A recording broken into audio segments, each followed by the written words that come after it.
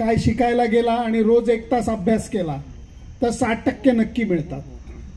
अगदी 100% मी गॅरंटी देऊ शकतो की 60% नक्की मिळतात. पण ओपनिंग बॅट्समन जर का तुम्ही असलात, तुम्ही रोज मेहनत केली, प्रॅक्टिस केली, डाएट पाळलं, व्यायाम केला, तरीही ही गोष्ट फॅक्ट रिमेन्स की तुम्ही पहिल्या बॉलला आउट होऊ शकता. आणि मग ते लेले असू देत, तेंडुलकर असू देत, नाहीतर वाडेकर असू देत, कुणी असू देत, पहिल्या बॉलला आउट होऊ शकता. हे जेव्हा ओपनिंग बॅट्समन शिकतो तेव्हा आयुष्यात बाकी सगळ्याच गोष्टी सोप्या वाटायला लागतात. कारण क्रिकेटमध्ये यश मिळणारच असं गॅरंटी देऊ शकत नाही. लहानपणापासून ते आजपर्यंत ज्यांचे क्रिकेटवर अगदी देवासारखे प्रेम आहे, भक्ती आहे, ते हे सुनंदन लेले, ज्यांनी आज पुण्यात एका कार्यक्रमात आपल्या आयुष्यातल्या अनेक प्रसंगांचा अनुभव शेअर केला. पुणे पुस्तक महोत्सव, नीळकंठ प्रकाशन आणि महाराष्ट्र टाइम्स यांच्या संयुक्त विद्यमाने आजचा कार्यक्रम होतोय. हा 3रा मुलाखतीचा कार्यक्रम आहे. काही अपरिहार्य कारणांमुळे मीना प्रभू आणि ठाकूर सरांना इथं पोहोचायला उशीर होतोय आणि IPLच्या शेवटच्या संघाचं सिलेक्शन झालेलं आहे. T20चा विश्वचषकाचा संघ निवड झालेला आहे आणि सुनंदन लेले सरांना महत्त्वाच्या कामाला जायचं आहे. ते 7:45ला इथून निघणार आहेत. तर मी 7:44ला त्यांना मोकळं करेन, म्हणजे मग काही अडचण येणार नाही. त्यांचा परिचय फक्त करून देतो थोडक्यात. खरं म्हणजे खूप मोठा परिचय आहे आणि आपण सगळे त्यांना वाचनातून भेटतच असतो. खूप कमी लोक आपण जो विषय लहानपणी किंवा जो क्रीडा विषय जो आहे तर तो खेळलेलं असणं आणि त्याच विषयामध्ये पुढे लिहिणं हा एक दुर्मिळ योग असतो. नाहीतर आमच्यासारखे इतिहासाचे प्राध्यापक प्राचीन कालखंडामध्ये जे जगलं नाही त्याच्यावरही लिहित असतात. तर सुनंदन लेले हे क्रिकेटवरती लिहिणारे खरोखरीचे लहानपणीचे क्रिकेटर आहेत. त्यांच्या मुलाखतीमधून आपण त्यांचा शाळांचा सगळा किस्सा ऐकणारच आहोत. त्यांचं शिक्षण पुण्यातल्या रमणबागेतून आणि नुमवीतून झालं. पुढे ते सर्व यशस्वी विद्यार्थी BMCC मध्ये जातात कॉमर्समधले, तसे ते तिकडे गेले. मी अन्य विषयांचा एवढ्यासाठीच उल्लेख केला नाही की इथून BMCC जवळ आहे. यशाचा मार्ग BMCCतून जातो आणि BMCCतले विद्यार्थी काय करतात हे आपण गेले कित्येक दिवस ऐकत आहोत. ते एक उत्कृष्ट फलंदाज होते. पुढे ते PYC मधून खेळले आणि सगळ्यात महत्त्वाची गोष्ट म्हणजे एकदा महेंद्रसिंग धोनी बरोबरती त्यांनी सामन्याची सुरुवात केलेली आहे. आता धोनी हे ज्यांचे मित्र आहेत असे सुनंदन लेले किंवा सुनंदन लेलेंचे धोनी हे मित्र आहेत. तुम्ही कुठलंही वाक्य कशाही पद्धतीनं वापरू शकता. अगदी खरं आहे. पुढे त्यांनी केसरीमधून आपल्या कारकिर्दीची सुरुवात केली पत्रकारितेतली. आता केसरीचं वैशिष्ट्य असं आहे की तिथे गेलेला माणूस वाघिणीचं दूध पितो आणि गुरगुरतोच. त्यामुळे केसरीमधून त्यांनी पत्रकारितेची कारकीर्द सुरू केल्यानंतर सगळ्यात महत्त्वाचं म्हणजे IBN लोकमतचे ते कन्सल्टिंग स्पोर्ट्स एडिटर होते. आता माझी करिअरची 94 साली पत्रकारितेमध्ये सुरुवात झाली तेव्हा अशा प्रकारची पोस्ट नव्हती आणि पुढे कोणीतरी अशा प्रकारच्या पोस्टवरती मराठी माणूस जाऊ शकेल हे सुनंदन लेलेंनी दाखवून दिलेलं आहे. पुढे ते फ्रीलान्स क्रीडा पत्रकार झाले. ते सचिन तेंडुलकरवरचं त्यांचं अप्रतिम पुस्तक आहे. सचिन तेंडुलकर आणि त्यांचे अत्यंत मैत्रीचे संबंध आहेत. व्याख्यानातून किंवा मुलाखतीतून आपण त्यांचा अधिकाधिक भाग जाणून घेणारच आहोत. तर मी पुणे पुस्तक महोत्सवाचे प्रमुख श्री राजेश पांडे सरांना अशी विनंती करतो की त्यांनी सुनंदन लेले सरांचा सत्कार करावा आणि मग आपण कार्यक्रमाला सुरुवात करूया.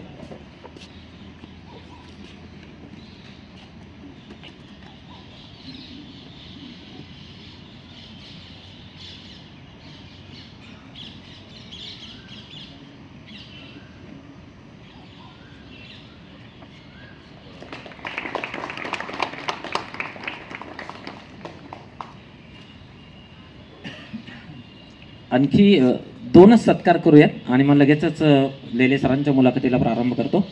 आजच्या कार्यक्रमाला आवर्जून उपस्थित असणारे आणि पुण्यातल्या नव्हे तर महाराष्ट्रातल्या गावागावामध्ये शेकडो हजारो गावांमध्ये ज्यांनी किशोर पोहोचवला आणि किशोरमधून अनेक नवे ताज्या दमाचे लेखक तयार केले. किशोरची मुखपृष्ठ बदलून टाकली आणि किशोर हा खऱ्या अर्थानं किशोर वाटायला लागला. अन्यथा आपण काही वेळा त्यात प्रौढांचं साहित्य वाचतो आहोत की काय असं वाटायचं. परंतु ती सगळी वाट ज्यांनी बदलवून टाकली आणि किशोरमध्ये नवे किरण आणले त्या किरण केंद्रेंचा सत्कार आता इथं होत आहे. तर मी हो अगदी खरं आहे. आणि ते खूप दीर्घ लांबचा प्रवास करून आहेत मूळचे आणि ऑफिस मात्र पलीकडेच आहेत, मध्ये फक्त भिंत आहे. त्यांचाही सत्कार इथं होत आहे.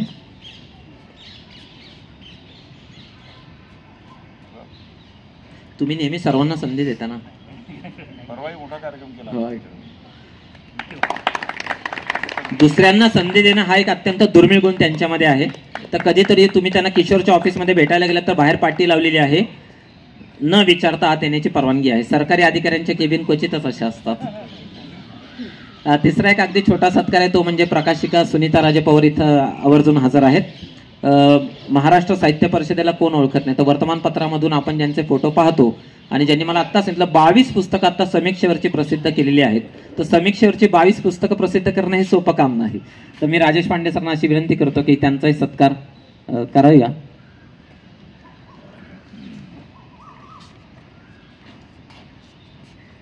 समोर बसलेल्या प्रेक्षकांमध्ये अनेक सत्कार मूर्ती आहेत याची मला कल्पना आहे. वर्षभर आपला हा कार्यक्रम चालणार आहे. सत्काराचा बॅकलॉग आपण हळूहळू भरून काढणार आहोत, काही काळजी करू नका. आता आपण सुरू करूया.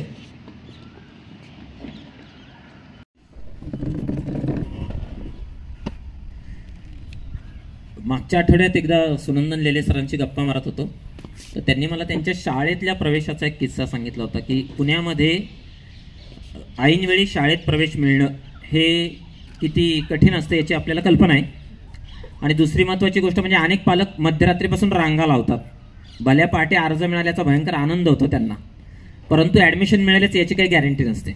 ॲडमिशन मिळाल्यानंतर काही लोक पेढे वाटतात, परंतु या सगळ्यामध्ये लेले सरांचे शाळेतले जे प्रवेश आहेत, तो शाळा बदलाचा प्रवेश आणि पुढे BMCC आणि पुढे सिम्बॉयसिस हा जो सगळा शैक्षणिक प्रवास आहे, तर शाळेच्या हजेरी पटावर असणारं सुनंदन लेले हे नाव तिथपासून ते आंतरराष्ट्रीय क्रीडा सगळ्या पाक्षिकांवरती क्रीडा क्षेत्रामध्ये सुनंदन लेलं हे नाव ज्यांनी उमटवलं, तर तो तुमचा सगळा प्रवास कसा झाला? नमस्कार, गुड इव्हनिंग. तो काळ तू आत्ता जे वर्णन केलंस ना की लोक रांगा लावायचे, तर माझे वडील गमतीने म्हणायचे की बायकोला दिवस गेले की नवरा उभा राहायचा शाळेच्या रांगेमध्ये, तुला कल्पना असेल. आणि खास करून त्यावेळेला नुमवी ही जी शाळा होती त्याचं ॲप्रूफ खूप होतं आणि नाव खूप होतं. त्याचं कारण आउटपुट पण तसं होतं की हुशार विद्यार्थ्यांची शाळा, असं ते तिथलं हे होतं. गंमत अशी झाली होती की 9वीत मी असताना आमचे ठकार नावाचे प्रिन्सिपल होते. त्यांनी अचानक निर्णय घेतला की शाळेची क्रिकेट टीम बंद करायची. तोपर्यंत मी रमणबागेत सुखानं नांदत होतो आणि अचानक हा निर्णय घेतल्यामुळे गडबड अशी झाली की आता काय करायचं, कारण क्रिकेटमध्ये तेव्हापासून मन रमायला लागलेलं होतं. त्यामुळे ही बातमी नुमवीमध्ये पोचली आणि तिथे विलास पळशीकर नावाचे सर होते जे स्पोर्ट्सचं काम बघायचे, आणि त्यांनी मला पकडलं. ते म्हणले तिकडची शाळेची टीम बंद केली आहे, तू नुमवीत ये. आणि हा जुलै एंडचं गोष्ट होती, कारण सरांनी हे डिक्लेअर केलं ते इतक्या उशिरा डिक्लेअर केलं की आता बाकी कुठे हे जाऊ शकत नाहीत. परंतु मला आठवतं एक 12 ऑगस्टच्या सुमारास त्यावेळेला मवा जोशी नावाचे आमचे प्राध्यापक होते याचे नुमवीचे, त्यांच्या पाठीमागं लागून पळशीकर सरांनी मला ॲडमिशन मिळवून दिली आणि मी नुमवीमध्ये गेलो. आणि गंमत अशी झाली होती की त्यावेळेला सुद्धा नुमवीत मला क तुकडीमध्ये टाकलं. त्याला 2 कारणं होते, एक तर लेट ॲडमिशन आणि दुसरं म्हणजे एवढी बुद्धी नव्हती ऑनेस्टली. आणि ब ही खूपच हुशार मुलांची तुकडी होती आणि क तुकडीमध्ये चांगली व्रात्यकारटी होती. त्यांनी व्यवस्थित मला रॅगिंग केलेलं होतं आणि मी ते आनंदाने सहन केलेलं होतं. मी बुधवारी वगैरे गेलेलो होतो, बुधवार, गुरुवार, शुक्रवार जबरदस्त रॅगिंग झालं आणि मी त्या आनंदाने सहन एवढ्याकरता केलं. शनिवारी शाळेची क्रिकेटची मॅच होती, त्याच्यामध्ये चांगला खेळलो, रॅगिंग उलटं झालं, मग मी बाकीच्यांना रॅगिंग करायला लागलो. त्यामुळे नुमवी हे जेवढं रमणबाग प्रेमाचं तेवढंच नुमवी प्रेमाचं.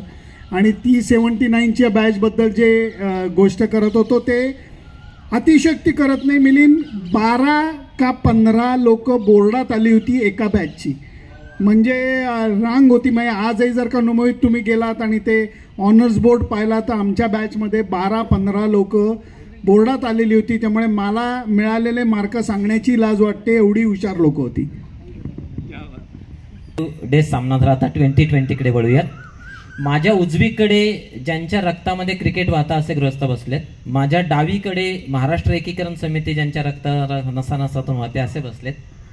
माझ्या शरीरातून बहुतेक मी शिकवतो म्हणजे इतिहास आणि शब्द असावेत. तर पुन्हा एकदा सुनंदन लेलेंकडे येऊयात.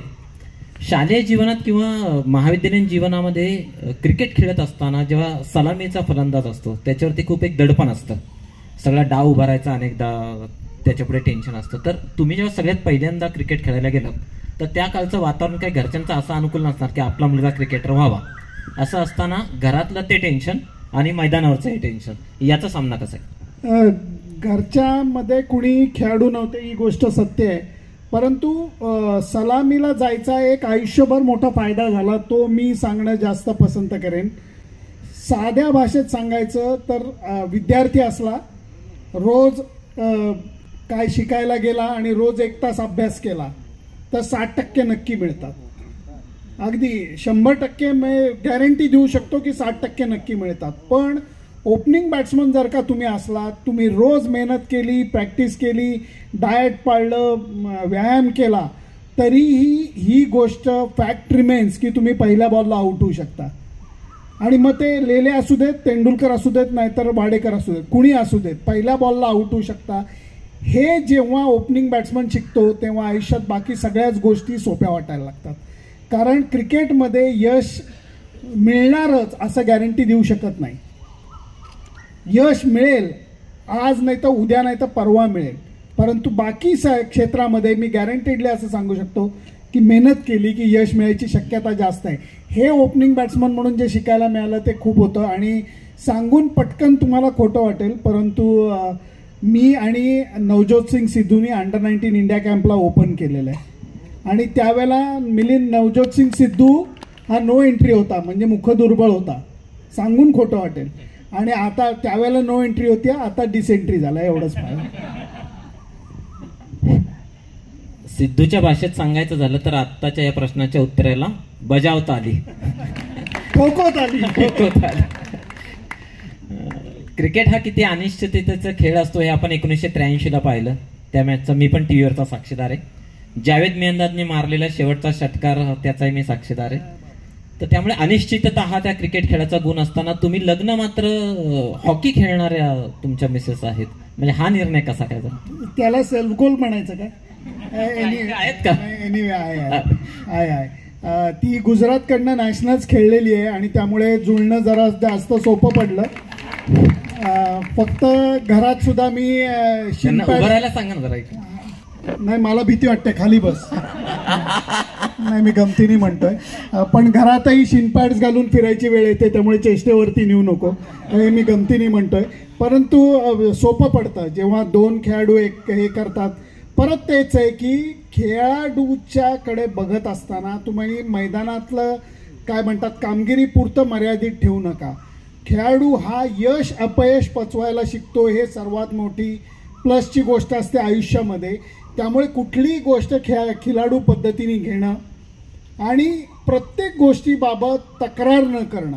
कारण क्रिकेटच्या बाबतीत आम्हाला शिकवलेलं असतं की जे विकेट आहे त्याच्यावरती मॅच खेळायची, बदलून द्या विकेट असं नसतं. तसंच हॉकीमध्ये ज्या काळामध्ये माझी बायको मंजिरी खेळली त्यावेळेला साधी ग्राउंड असायची, त्यामुळे बॉल उडतोय याला काय अर्थ आहे वगैरे अशी तक्रार नसायची. त्यामुळे मतं जुळायला बराच फरक पडतो.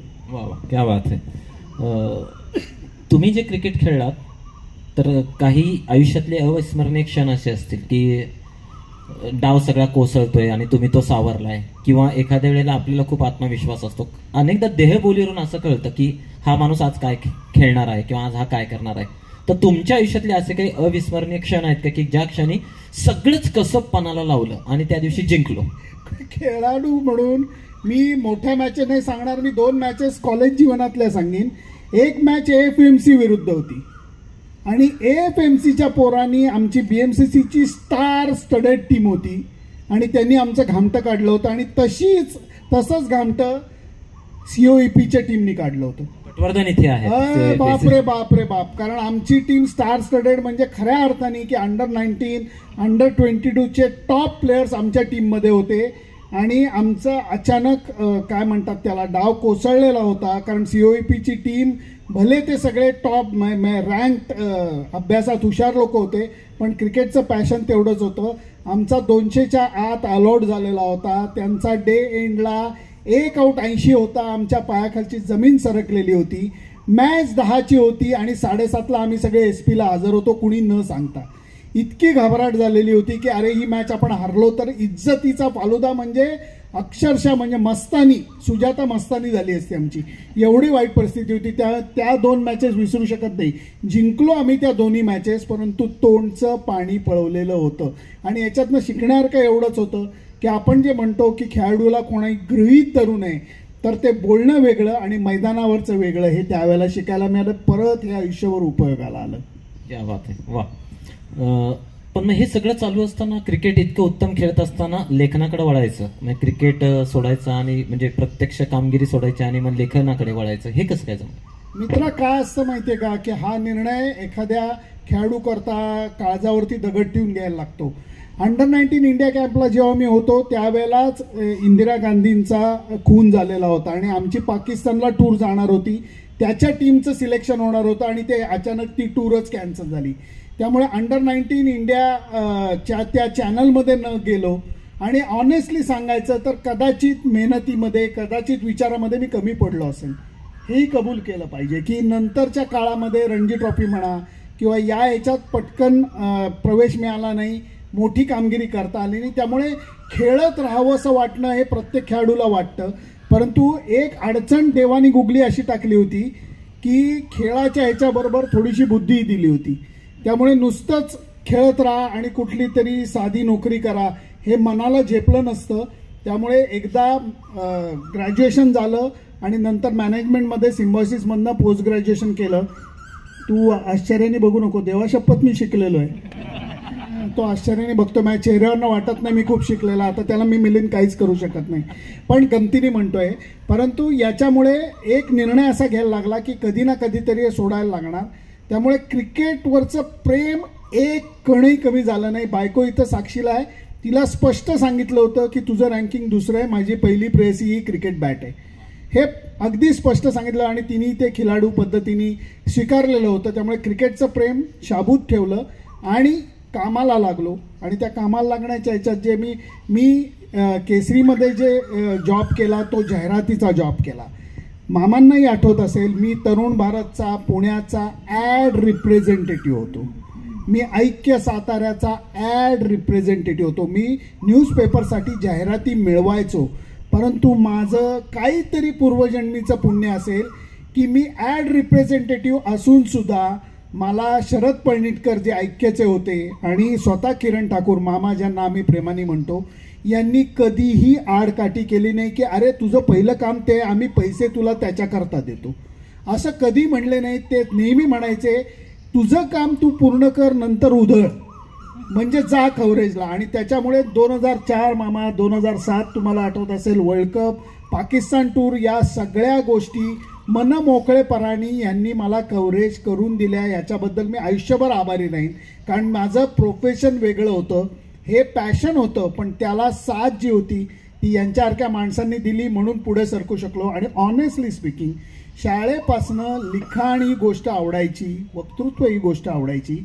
त्यामुळे याच्यासाठी मी अभ्यास केलेला नाही आहे, माझ्याकडे जर्नलिझमची डिग्री नाही आहे, खोटं बोलणार नाही. परंतु या सगळ्या गोष्टी नॅचरली आल्या आणि त्या नॅचरली ज्या आल्या त्याला थोडीशी मेहनतीची, सातत्याची जोड दिली म्हणून पुढे सरकता आलं. हे एकाच वेळी अनेक क्षेत्रांमध्ये तुमचा जो संचार झाला, त्यामुळे पहिल्या पुस्तकाचं नाव 12 गावचं पाणी आहे का? नाही, मी 12चा आहे म्हणून 12 गावचं पाणी. तसं नाही मला म्हणायचं. तरी पण 12 गावचं पाणी असं लिहिल्यानंतर ज्या ज्या ठिकाणचं पाणी तुम्ही प्यालात, काही खारट, तुरट, आंबट, क्षारयुक्त पाणी, कधी पचायला जड पाणी, पाकिस्तानातलं पाणी, असं पहिलं पुस्तक इनफॅक्ट समज गैरसमज होतं. पाकिस्तान विषयी 2004ची जी टूर झाली त्याच्यानंतर मी पाकिस्तान विषयी पुस्तक लिहिलेलं होतं, समज गैरसमज. आणि त्याच्या पुढचं जे पुस्तक आलं ते 12 गावचं पाणी आलं. त्यामुळे 12 गावचं पाणी आज गंमत म्हणजे मला उत्सुकता होती की मीनाताईंबरोबर मला बसता येईल. कारण मीनाताई या काय म्हणजे बाप रे बाप, त्यांनी जे काही जग पादाक्रांत केलंय भटकून आणि एवढी पुस्तकं लिहिली, अशक्य रिस्पेक्ट आहे त्यांच्याबद्दल. मी जी भटकंती केली ती संपूर्णपणे वेगळी केली. म्हणजे तुमच्यातले सगळेजणही खूप फिरलेले असणार, देशात परदेशात खूप फिरलेले असणार, मला त्याच्याबद्दल आदरच आहे. आमच्या प्रोफेशनची मजा अशी आहे की मी जे पाकिस्तानचं उदाहरण दिलं की 2004 साली यांनी मला पाकिस्तानला जाऊन दिलं. आमच्या मिनिमम टूर 21 दिवसाच्या, मॅक्सिमम टूर 82 दिवसाची. या पद्धतीने आम्हाला फिरायला मिळतं. पाकिस्तानमध्ये जिथे लोकांना जाता येत नाही, गेलं तर विसा जो मिळतो तो देशाचा नाही शहराचा विसा मिळतो.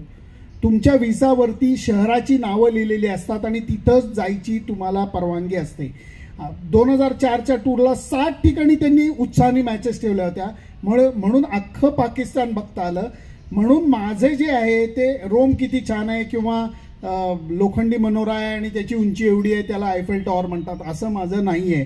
माझं सगळं अनुभवांवर आधारित आणि थोडंसं विचित्र भटकंतीचं आहे, थोडंसं काय म्हणायचं रिस्की भटकंतीचं आहे. असं म्हणून मी स्वतःला लेखक जेमतेम समजीन, मी साहित्यिक अजिबात नाही, कारण माझं सगळं लेखन हे अनुभवांवर आधारित आहे.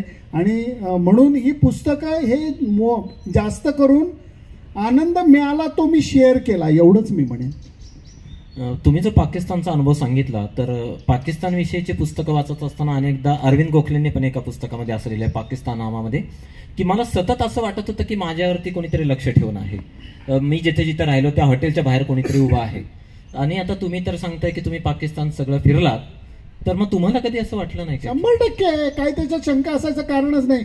आम्ही प्रेस बॉक्समध्ये 2004 साली जेव्हा काम करायचो तेव्हा प्रेस बॉक्समध्ये 10 अटेंडंट असले तर त्याच्यातले 4चे ISI अधिकारीच होते. 100% होते. ते हळूच आमच्या लॅपटॉपमध्ये डोकावायचे, हा काय बघतोय, काय लिहितोय, कुठल्या हे करतात. त्याची दोन उदाहरणं मजेदार देतो तुला की गंमत कशी असते. आम्ही 2004 साली जेव्हा पाकिस्तानला गेलो तेव्हा पहिली मॅच कराचीला होती. त्या कराचीच्या मॅचला बाकी सगळ्या वर्तमानपत्राचा एक रिप्रेझेंटेटिव्ह होता. मुंबईच्या एका वर्तमानपत्राचे नाव चला मिड डेचे 2 पत्रकार आले होते. याला म्हणलं 2 पत्रकार? हो 2 पत्रकार. कराचीला गेलेला असताना त्यांच्यातला एक पत्रकार क्रिकेटचा होता, दुसरा पत्रकार वेगळा होता. तो दुसऱ्या दिवशी एका दुकानामध्ये केस कापायला गेला. केस कापायला गेल्यानंतर ते म्हणले हाँ आइए बैठिए, बाल कटवाने हैं ना? तो म्हणले नहीं मुझे हुसैन भाई से ही बाल कटवाने. नहीं हुसैन भाई अभी बाहर गए, उनको टाइम लगेगा, हम बाल काटते हैं. नहीं मैं वेट करूंगा लेकिन बाल कटवाऊंगा तो हुसैन भाई से ही बाल कटवाऊंगा. तर 2-2.5 तासांनी तो हुसैन भाई आला. तो आला आणि त्यांनी मग बसला आणि केस कापायला लागला. तर केस कापून झाल्यानंतर काय मानेवरचे केस आणि कल्ले कापतात, तर त्याच्यासाठी त्यांनी वस्त्रा काढला आणि तो असा वस्त्र्याने ते साफ करत होता. त्यावेळेला तो पत्रकार म्हणाला ॲक्च्युली हुसैन भाई मैं आपसे मिलने आया हूँ क्योंकि मुझे आमिर भाई से मिलना है. तर आमिर भाई म्हणल्यानंतर जो वस्त्रा इथं होता तो डायरेक्ट इथं लावला त्यांनी. आणि बिलीव्ह मी ही दुपारी 2-1 वाजताची घटना घडली असेल. 5:30 वाजता त्याला त्याच माणसांनी आत जाऊन विमानात बसवलं आणि बेल्ट लावलेला होता त्याचा, कारण तो क्राईमचा रिपोर्टर होता मामा. आणि आमिरभाई म्हणजे दाऊद कुठं राहतो हे त्याला बातमी कळलेली होती. आणि हुसेनभाई हा त्याचा बार्बर होता. इथपर्यंत त्याला मुंबईमध्ये बातमी कळलेली होती आणि तो पिच्छापूर्वक क्रिकेटच्या नावाखाली तिकडे आलेला होता. आणि तो संध्याकाळी डिपोर्टसुद्धा नाही, म्हणजे त्या लोकांनी विचार करा, त्या लोकांनी दुबईला जाणाऱ्या, कारण पाकिस्तानहून भारतात विमान नव्हतं, दुबईला जाणाऱ्या विमानात त्याला बसवून आलेले होते. आणि दुसरी घटना म्हणजे मी जे म्हणतो प्रेस बॉक्समध्ये आमच्या मागं ते फिरत असायचे. तर गंमत अशी झाली, एकदा लाहोरला मी फोटो प्रिंट करायला गेलेलो होतो आणि फोटो प्रिंट करायला त्यांनी सांगितलं की आप 20 मिनिट में आइए तब तक फोटो प्रिंट मिल जाएंगे. तब तक क्या करे, तर तो म्हणला अरे समोर लस्सीचं दुकान आहे, खूप प्रसिद्ध आहे लाहोरला, तर तुम्ही तिथं जाऊन लस्सी प्या. तर त्या लस्सीची एक छोटीशी गंमत अशी आहे की माझा जो गाईड होता त्यांनी मला खालनं मेसेज केला, हमारे लिए मैं अलग लस्सी मंगवा रहा हूँ, आप कुछ मत बोलिए. म्हणलं ठीक आहे, त्याचा मी ऐकणाऱ्यातला होतो. तर त्यांनी बाकीच्यांसाठी नॉर्मल लस्सी सांगितली, आमच्या दोघांसाठीच फक्त खारी लस्सी सांगितली. तेवढ्यात समोरच्या फुटपाथवरती जो मनुष्य आमच्या प्रेस बॉक्समध्ये अटेंडंट म्हणून खोटा ISIचा अधिकारी होता तो समोर दिसला, कारण तो आमचा पिछा करत आलेला होता. तर मी त्या लस्सी देणाऱ्या छोटूला म्हणलं की सामने जा साहब को बुला, लस्सी पिणे बुला रहे बोल के. तर तो छोटू गेला बिचारा आणि तो रस्ता क्रॉस करून त्याला म्हटलं की वो साहब जो है ना आपको लस्सी. तो इतका लाजला ना तुम्हाला सांगतो, खूप लाजला तो. म्हटलं सर आइए आप पीछा कीजिए, मुझे क्या प्रॉब्लम है, आप पीछा कर रहे तो मुझे सेफ्टी नजर आ रही है. कि कोई मेरे ऊपर हल्ला नहीं करेगा, आप उसको रोक लोगे, कोई बात नहीं, आप लस्सी पीजिए, फिर से फॉलो कीजिए हमें. तर लस्सीची गंमत अशी होती की त्यांनी जी लस्सी सांगितली होती ती पंजाबी लस्सी, म्हणजे असा तो ग्लास असतो, लेलेस टाईप एवढासा नसतो, मोठा ग्लास असतो. तर त्या लस्सीच्या ग्लासमध्ये अर्धा 60% लस्सी, त्या 60%वरती 20% मलई आणि 20% पेढे कुस्करून घातलेले होते. ज्या लोकांनी ती लस्सी पेली त्यांनी 4 सिंगल मॉल्टचे पेक पेल्यासारखे झिंगत होते. इतक्या त्या गोड लस्सीचा परिणाम झालेला होता. परंतु सांगण्याचा मतलब एवढाच आहे की व्यवस्थित पाठलाग करतात, व्यवस्थित नजर ठेवतात, पण आपल्याला घाबरण्यासारखं काय आहे? उलट मला सेफ्टी वाटायची आणि बाकीच्या गोष्टी तर काही चुकीच्या करण्याचा प्रश्नच नव्हता, त्यामुळे मला कधी भीती नाही वाटली. वा. पण भारत पाकिस्तान सामना चालू असताना मैदानावरचं वातावरण आणि मैदानाच्या बाहेरचं वातावरण, त्याचा वेध तुम्ही कसा घेतो? म्हणजे भाऊ आणि बायकोचा भाऊ फरक आहे का? भावाला घाबरतोस, बायकोच्या भावाला? तसं इंडिया पाकिस्तान आहे. नाही तसं ऐकलंच पाहिजे, काय शहाणा समजतो का स्वतः? तर हा फरक आहे. मी पटकन कळावं म्हणून सांगितलं की भाऊ आणि बायकोचा भाऊ फरक असतो. तसं क्रिकेट आणि इंडिया पाकिस्तान क्रिकेट कम्प्लिटली फरक असतो. मैदानाबाहेर सगळेजण एकमेकांचे छान मित्र आहेत. अत्यंत उत्तम रिलेशन भारत पाकिस्तानच्या दोन्ही खेळाडूंमध्ये आहेत. पूर्वापरंपार मी हे दृश्य पाहिलेलं आहे की जिथे वसीम अक्रम सोफ्यावरती बसलेत आणि बालाजी नेहरा, इरफान पठाण हे खाली बसलेत आणि हा त्यांना फास्ट बॉलिंगचे धडे देतोय. आणि मी हेही दृश्य पाहिलंय की सचिन तेंडुलकर कोचावर बसलाय आणि पाकिस्तानचे बॅट्समन खाली बसलेत आणि हा त्यांना लेक्चर देतोय. परंतु ज्या क्षणी तुम्ही लक्ष्मण रेषा ओलांडता, म्हणजे मॅचमध्ये बाउंड्री लाईन ओलांडतात, तिथे ती मैत्री संपते आणि चांगलं बाचा आणि बाची होऊन क्रिकेट खेळलं जातं.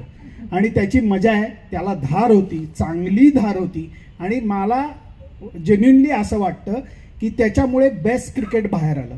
मग ते गावस्कर इम्रान खानचं असू देत, ते तेंडुलकर वसीम अक्रमचा असू देत किंवा गांगुली शोएब अख्तरचा असू देत, बेस्ट क्रिकेट त्याच्यातनं बाहेर आलं. त्यामुळे मित्रा धडधडीत फरक, म्हणजे 2003च्या वर्ल्ड कप मॅचपर्यंत, त्याच्यानंतर ते एकदम डाय डाऊन झालं. आता याला 20 वर्ष झाली की भारत पाकिस्तान मॅचला तेवढी धार कमी राहिली. 2004-06 पर्यंत इंजमाम असेपर्यंत ती होती, त्याच्यानंतर ती डाय डाऊन झाली. पण 2003च्या पाकिस्तान मॅचला जेन्युइनली हवेमध्ये क्रिकेटचा करंट लागत होता.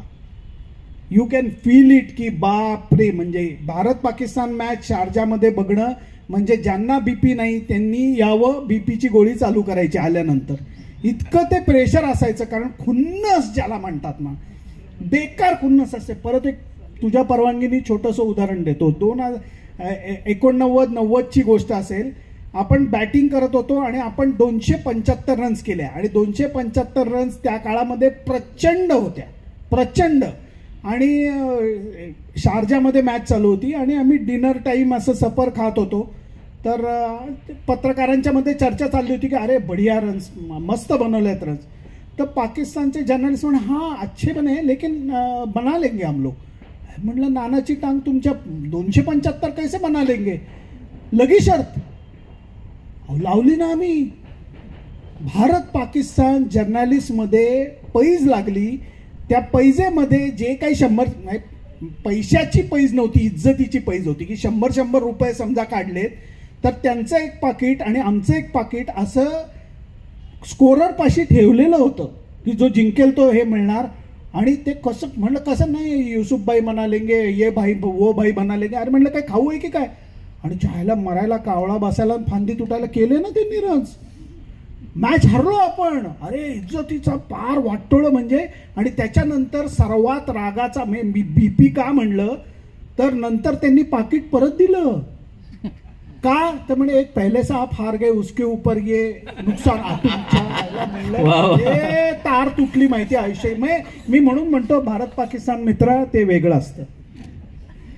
तुम्ही गावस्कर आणि इम्रानचा उल्लेख केला, तर तुम्ही त्या सगळ्या पिढ्या पाहिल्या, गावस्कर, इम्रान पाहिला, तेंडुलकर पाहिला, द्रविड पाहिला. कसा फरक पडत गेला सगळ्या भारतीय संघांवर? प्युरिस्ट क्रिकेट होतं. गावस्करांच्या बद्दल सुद्धा पाकिस्तानमध्ये काय आदर आणि प्रेम आहे, अनबिलिव्हेबल. म्हणजे इम्रान खान, जावेद मियादाद, तो नाठाळातला नाठाळ, पण त्या जावेद मियादादला सुद्धा गावस्करांबद्दल प्रचंड प्रेम आहे. गावस्करांना एक तिकडची कुठली तरी सुगंधी सुपारी खूप आवडते. आता नाही, पण जेव्हापर्यंत थोडंसं काहीतरी क्रिकेट चालू होतं, लोक यायची जायची, तोपर्यंत जावेद मियादाद यांना सुपारी पाठवायचा. म्हणजे सुपारी द्यायचा नाही, तुम्ही लगेच काहीतरी सुपारी पाठवायचा, खायला सुपारी पाठवायचा. ही गोष्ट सत्य आहे. तसंच तेंडुलकर म्हणा किंवा द्रविड म्हणा, आणि सर्वात त्यांचा शेलार मामा जर का कोण असेल तर तो सेहवाग. बाप रे बाप, म्हणजे सेहवागबद्दल त्यांना इतका राग आहे आणि इतकं प्रेम आहे की काही बोलायची सोय नाही. त्यामुळे या लोकांचं सगळं हे ट्रान्झिशन आहे ते छोटा विद्यार्थी म्हणून गावस्करांच्या काळातलं पाहिलं, नंतर तेंडुलकरच्या काळापासूनचे सेहवागच्या काळापर्यंतचं. आता पाकिस्तानला जाऊन मला 2008 साली मी शेवटचा गेलो. 4, 6 आणि 8 मी 3 टूर केलेले आहेत. त्यामुळे त्याच्यानंतरचं क्रिकेट हे बऱ्यापैकी आता रिलेशन बिघडल्यामुळे डायल्यूट झालेलं आहे. अदरवाईज हे सगळी ट्रान्झिशन पाहिलेली आहेत आणि त्यावेळेचं क्रिकेट प्युरिस्ट होतं आणि त्याच्यामध्ये जी एक धार होती क्रिकेटमध्ये, बॅटिंग बॉलिंगची जी धार होती ती बघायला म्हणजे फार फार फार मजा यायची. आणि सचिनच्या रन्स म्हणा किंवा द्रविडनी तिकडं जिंकून दिलेल्या मॅचेस होत्या, या सगळ्या गोष्टी. परत छोटंसं उदाहरण देतो की 2004 साली आपण एक मॅच जिंकली, त्यांनी एक मॅच जिंकली आणि डिसायडर मॅचसाठी रावळपिंडीला आलो. आणि त्यावेळेला मी दूरदर्शनसाठी काम करायचो. टी व्हीचा जमाना, चॅनलचा जमाना आलेला नव्हता. तर मी द्रविडला पटवलेलं होतं मराठी दूरदर्शनसाठी मुलाखत द्यायला. काय गंमत आहे बघा. तर राहुल म्हणला की हां, त्या वकार युनुस रिटायर होतोय, त्याच्या पार्टीला खाली जमणार आहेत सगळे, तिथनं आपण करू. तर मी जागा शोधून ठेवली होती, ती जिमची जागा शोधून ठेवलेली होती. जिममध्ये शांतता असेल, कुणी नसेल त्यावेळेला म्हणून. 5 स्टार हॉटेल होतं. तर मी राहुलला कडेला घेऊन गेलो. तर राहुल म्हणला हां चालू कर, तो मराठी छान बोलतो. म्हटलं चालू कर. म्हटलं थांब 1 मिनिट. मी टी व्ही लावला तिथला जिममधला. तर लारा खेळत होता त्यावेळेला 360 वर. तर लाराच्या वर्ल्ड रेकॉर्ड ब्रेकिंग टेस्टमधल्या 400 रन्स मी आणि राहुल द्रविडने एकत्र पाहिले. हो, माझं पुण्य कमी नाही मी. आणि त्याच्यानंतर मला मुलाखत व्हायच्या हात पुढे करणं, काही करत नाही, घाबरू नको. राहुलनी अशी बोटं केली आणि दाणकन माझ्या हातावर आपटली अशी, आणि म्हणला सुनंदन 20 उदेत रे, फक्त 20. कारण अगोदरच्या 2 मॅचेसमध्ये त्याच्या रन झाल्या नव्हत्या. तर त्यांनी 2 बोट अशी रपकन माझ्या हातावर मारली आणि म्हणला 20 उदेत रे फक्त. 20 पूर्ण झाल्यानंतर त्यांनी 270 केल्या. त्यांनी रावळपिंडीच्या टेस्ट मॅचमध्ये 270 केल्या आणि आपण ती टेस्ट सिरीज जिंकलो. त्यामुळे या सगळ्या गोष्टी अशा चित्रपटासारख्या डोळ्यासमोर येत आहेत. राहुल द्रविड माझाही आवडता खेळाडू आहे, त्यामुळे राहुल द्रविडचं बद्दलचं आणखी थोडंसं विश्लेषण करा मला. अरे काय म्हणजे मी लेले स्टाईलमध्ये वर्णन करू का, परवानगी आहे का? समजा जर का तेंडुलकर हा क्रिकेट टीमचा बाप म्हणलं तर कर्तबगार पोरग हे मी म्हणेन कोण अनिल कुंबळे सारखा होता. आणि राहुल द्रविड ही क्रिकेटची आई होती. मी कशासाठी म्हणलं, मी महिलांना खुश करायलाही म्हणत नाहीये. काय मी कशासाठी म्हणलं, विकेट किपिंग हो, आत्ता कॅप्टन हो, आता नाही सौरव फिटून आला, आता तू नाही कॅप्टन हो, शॉर्ट लेगला उभा राहा हो चालेल, ओपनिंग करायला लागेल कदाचित, रेडी आहे मी, नाही आता तू 3 नंबर ओके. हे कुणीही केलं नाही, हे कुणीही केलं नाही. त्यामुळे राहुल द्रविड रिटायर झाल्यानंतर माझ्या लेखाचं हेडिंगच आई रिटायर होते असं मी दिलेलं होतं. त्यामुळे राहुल द्रविडचं प्रचंड कौतुक आहे. ती लक्ष्मणची आणि राहुल द्रविडची कोलकात्याची खेळी, अरे बाप रे बाप. त्यावेळेला फॉल ऑन मिळाल्यानंतर त्यांनी जी खेळी केली आणि एकच दृश्य मी कधीही विसरू शकत नाही. तुम्ही 1 सेकंद डोळ्यासमोर असं दृश्य आणा की 1-2 माणसं आहेत जी गलित गात्र होऊन त्यांना झोपवलेलं आहे आणि त्यांना सलाईन लावलेलं आहे. हे जर का दृश्य डोळ्यासमोर आणलं तर डायरेक्ट आपल्याला फक्त हॉस्पिटल आठवतं, ॲक्सिडेंट आठवतात, रोगराई आठवते. परंतु राहुल द्रविड आणि VVS लक्ष्मण यांनी अख्खा दिवस बॅटिंग केलेली होती, ती सुद्धा कलकत्त्याच्या गरमीमध्ये. दोघंही थरली डिहायड्रेट झालेले होते. त्यामुळे लिपस जो आपला फिजिओ होता त्यांनी दोघांनाही ड्रिप लावलेलं होतं. म्हणजे दोघांनाही पडलेत, गलित गात्र झालेत, दोघांनाही सलाईन लावले आणि दोघंही समाधानाने हसत होते. त्यामुळे ते जे दृश्य आहे ही क्रिकेटमधली काय म्हणजे विसरता येणार नाही. ग्रेट. सचिन तेंडुलकरांचे तुमचे अगदी मित्रत्वाचे संबंध. हा कोण नवीन प्लेअर? हा तेंडुलकर. हा मला कळलं नाही अचानक. नाही तरी माझं अर्धच बोलणं झालंय. अशा इतक्या मोठ्या जेव्हा मैत्री होते तेव्हा तेही आपल्याकडे बघत असतात. म्हणजे तेंडुलकरांनी तुमच्यात काय पाहिलं आणि तुम्ही तेंडुलकरांमध्ये काय पाहिलं? कारण मुकुल मार्नेंनी नुकतंच नवीन पुस्तक तेंडुलकरांवरती तुमचं काढलेलं आहे. सचिनचं म्हणणं पहिल्यांदा सांगतो. सचिन म्हणतो की आपल्याला असं वाटतं की मुलांना काही कळत नाही आणि ते काय आपल्याकडे बघत नसतात. मुलं एक्झॅक्टली ऑब्झर्व करत असतात आईवडिलांना आणि त्याप्रमाणे झेरॉक्स काढत असतात. तुम्ही उर्मटपणा केला, मुलं उर्मटपणाने वागतात. तुम्ही प्रेमाने सगळ्यांचे वागलात, मुलं प्रेमाने सगळे. त्यामुळे मी तेंडुलकरकडे बघत होतो आणि मला वाटायचं की ते आपल्याकडे काही बघत नाहीत. असं अजिबात नसतं. हे प्लेयरसुद्धा तुम्हाला ऑब्झर्व करत असतात. तुमच्या सवयी एक लक्षात घे, प्लेयरला तुम्ही मंदिरातही भेटू शकता, तुम्ही जिममध्येही भेटू शकता आणि तुम्ही बारमध्येही भेटू शकता.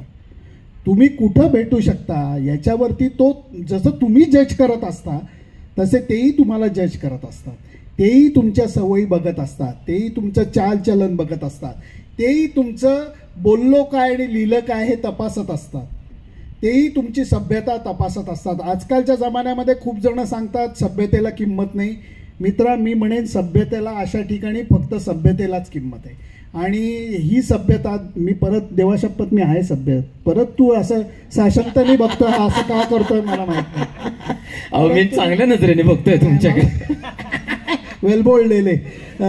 तर या सभ्यतेच्या ज्या गोष्टी आहेत, संस्कारांच्या गोष्टी आहेत, या तुमच्या व्यक्तिमत्वातनं झळकत असतात. त्यामुळे या खेळाडूंची नातं जुळायला अखेर त्याच गोष्टी कामी येतात असं माझं तरी मत आहे.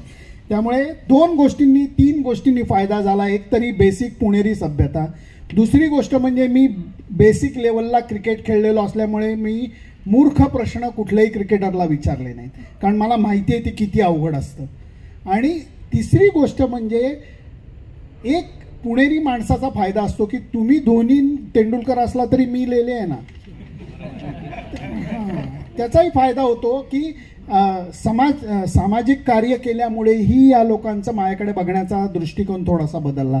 त्यामुळे या सगळ्यांचं मिश्रण होऊन त्यांच्या जवळ जाण्याचं किंवा इतके काळ जवळ राहण्याचं ही गोष्ट जमू शकली. एवढी मैत्री झाल्यानंतर सुद्धा जेव्हा तुम्ही वार्तांकन करता आणि तेव्हा त्या खेळाडूंची स्पष्टपणे तुम्ही चुका सुद्धा नमूद करत असता, तर क्रिकेटच्या देवाच्या एवढं जवळ जायचं, त्याची मैत्रीचं काही अमृत क्षण हे सगळे घ्यायचे, तरीही त्या संपूर्ण खेळाचं अत्यंत तटस्थतेने विश्लेषण करायचं. एकाच वेळी ह्या सगळ्या गोष्टी कशा जमतात? एवढं अवघड नाही आहे. त्याला सचोटी लागते. डोळ्यामध्ये ती सचोटी तुमच्या दिसत असते. उदाहरण देतो. समजा जर का मी आत्ता म्हणलं की रात्र झालेली आहे, तू माझ्याशी भांडशील का हो म्हणशील? साधी गोष्ट आहे. तसं उद्या तुम्ही एखाद्या स्त्रीच्या बाबतीत उगाच काहीतरी खोटी चुकीची कॉमेंट करणं की तिचं चालचलन चांगलं नाही, उगाच आपलं पानाची पिचकारी टाकल्यासारखं, किंवा जेंट्सच्या बाबतीत त्याचा ॲटिट्यूड चांगला नाही. माझं हे उदाहरण देण्याचा मतलब एवढाच आहे की मी अंधार आहे म्हणलं तर तू माझ्याशी चर्चा करू शकणार नाही. तू म्हणशील हो दिवे लावलेत पण आत्ता अंधारच आहे. तसं सब्जेक्टिव्ह आणि ऑब्जेक्टिव्ह क्रिटिसिझममध्ये फरक आहे. तुम्ही जर का म्हणला की अमुक तमुक प्लेअरचं काय म्हणतात त्याला ॲटिट्यूड चांगला नव्हता त्यामुळे त्याचा परफॉर्मन्स वाईट झाला आहे, या गोष्टी सब्जेक्टिव्ह आहेत, ऑब्जेक्टिव्ह आहेत नाहीत. पण जर का तुम्ही म्हणलात की या शॉटचा अनावश्यक पाठलाग केल्यामुळे तो बॅट्समन आऊट झाला, तर हे ऑब्जेक्टिव्ह टीका आहे. खेळाडूंना ज्या वेळेला मी ऑब्जेक्टिव्ह टीका केली आहे, कुणीही माझ्यावरती ऑब्जेक्शन घेतलेलं नाही आहे. फक्त ती करत असताना तुम्ही 4 वेळा तपासून बघायचं असतं की तुम्ही म्हणत असता हे खुन्नसनी म्हणताय का, पूर्वग्रह दूषित पद्धतीने म्हणताय का, किंवा त्याच्यामध्ये तथ्य किंवा पॉईंट जो प्रूव्ह करायचा आहे त्याचा पुरावा आहे की नाही. या गोष्टी जर का तपासून पाहिल्या आणि टीका केली तर आत्तापर्यंत त्याच्यावरनं कुठल्याही प्लेअरनी माझ्यावरती खार खाल्लेला नाही. वा. 7:44 होत आलेले. षटकाची गती संथ राखली तरी दंड होतो आणि नीट काही वागलं नाही तरी दंड होतो. तर शेवटचा एक प्रश्न तुम्हाला विचारतो. हे सगळं चालू असताना मध्येच इंटरनॅशनल बकासूर ही काय भानगड आहे? अरे मी आहे ओरिजिनल, असं काय करतो. मला खादाडी मनापासून आवडते, स्वतः खायला खूप आवडतं आणि त्याच्यावरती परत आता माझ्यावरती अविश्वास दाखवू नको. मी अजून हे प्रूव्ह केलेलं नाही तुला, पण मी उत्तम कूक आहे. माझी बायको हे याला दुजोरं देईल, मला खात्री आहे. मी उत्तम कूक आहे. मला जेवढं खायला आवडतं तेवढं मला करायला आवडतं. त्यामुळे कुठेही काही शिकलो, मला पोळी आणि भाकरी सोडून मला सगळं येतं. व्हेज, नॉनव्हेज, एक्झॉटिक काय म्हणतात त्याला, स्वीट डिशेस, सॅलड्स हे ते सगळं, म्हणजे सगळं येतं. आणि त्याचे फायदे मला 3 झाले. एक तर म्हणजे हे सगळं करून खाण्याच्या सवयीमुळे तब्येत बऱ्यापैकी नीट राहिली. दुसरी गोष्ट म्हणजे जे लेले आडनावासाठी खूप महत्त्वाचे आहे ते म्हणजे 4 पैसे वाचले. तिसरी गोष्ट अशी आहे की हे केल्यामुळे मला खेळाडूंना जेवायला बोलवता आलं परदेश दौऱ्यावर असताना. आणि त्यामुळे या सगळ्याचा फायदा असा झाला की सगळ्यांनाच घरच्या जेवणाची आठवण होते, सगळ्या जणांनाच घरचं जेवण हवं असतं. त्यामुळे जेव्हा शक्य आहे तेव्हा मी जेवायला बोलवायचो, ग्रुपमध्ये बोलवायचो की बाबा 4-4, 5-5 जणं. नियम एकच असायचा, जेवण मी बनवेन, फक्त जेवण झाल्यानंतर आवरल्याशिवाय कोणी जायचं नाही. आपली म्हणजे परत तीच गोष्ट आहे की तुम्ही तेंडुलकर असला तरी मी लेले. त्यामुळे ही शिस्त पाळली आणि नो बडी टूक एन ऑब्जेक्शन. सगळ्या जणांनी याच्यासाठी कॉपरेशन केलं. प्लेयर येऊन व्यवस्थित, म्हणजे धोनी, साक्षी, रैना असे जेवायला आले होते तरी त्यांनी स्वतःची प्लेट स्वतः धुतली, ओटा आवरून ठेवला, भांडी घासली. ही म्हणजे मी काय कौतुकाने सांगत नाही, पण साधी गोष्ट असते की आपण जेवढ्या प्रेमाने करतो त्याच्यामध्ये त्यांना सुद्धा माणूस म्हणून जगायची इच्छा असते. ती संधी दिली तरी होतं. आणि खरोखर एक गोष्ट नक्की वाटली की खेळाडूंना घरच्या जेवणामध्ये महाराष्ट्रीयन पदार्थ सुद्धा खूप आवडतात. नॉर्थ इंडियन लोक म्हणतात की वो सब करना है, वो चिकन वगैरे बनाना, लेकिन बेसन की सब्जी जरूर बनाना, म्हणजे आपलं पिठलं त्यांना आवडतं. त्यामुळे या गोष्टी मी केलेल्या आहेत, त्यांना खायला घातलेल्या आहेत. आणि त्याचे 3 फायदे मी उघडपणे तुला सांगितले. 7:44 झालेले आहेत, तर मी आता थांबतो आणि मामांकडे बोलतो.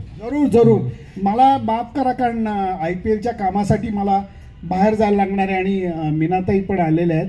त्यामुळे तुला, मामा तगडे बॅट्समन आहेत, पण मामा मगाशी मी बोललो ते मनापासून बोललोय की तुम्ही मला जाहिरात प्रतिनिधी असताना सुद्धा तुम्ही आणि शरद पळणिटकरांनी पत्रकारिता करायची जी संधी दिली आणि त्या सिंगल्सच्या जोरावरच मी इथपर्यंत येऊन पोहोचलेलो. हो सगळीकडनं. हो, थँक्यू मित्रा. नाही थँक्यू सुनंदन लेलेंना मनपूर्वक धन्यवाद. अशासाठी खरं म्हणजे मुलाखतीचा अर्धाच भाग झाला. पुढच्या वेळेला हर्ष भोगले, विक्रम साठे आणि सुनंदन लेले यांचा जो दे धमाल गप्पा आहे, तर तुम्ही 4थं नाव ऍड करायला हरकत नाही, गणेश राऊत.